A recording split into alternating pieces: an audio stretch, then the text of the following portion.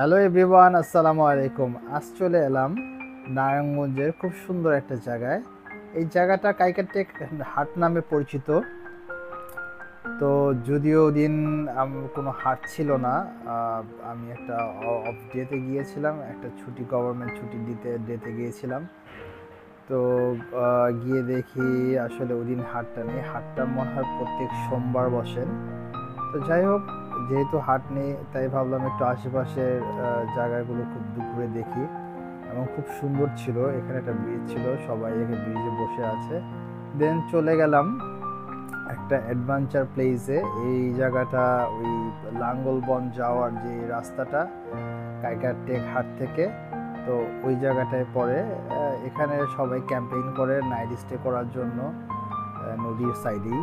খুব সুন্দর জায়গা, ছোট ছোট কুটি ঘরের মতো কটেজ আছে। যারা ছেলে মানুষরা যেতে চায় তাদের জন্য বেস্ট, কিন্তু আমি মনে করি না যে মেয়ে মানুষের জন্য সেফটি। দেন চলে গেলাম লাঞ্চ করার জন্য, এক জায়গায় বিরিয়ানি খেলাম।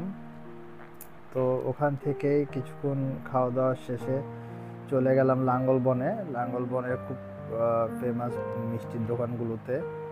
তো ওখানে একটা দোকানে খুব ছিল, মিষ্টির আইটেমগুলো খুব লোভনীয় লাগছিল।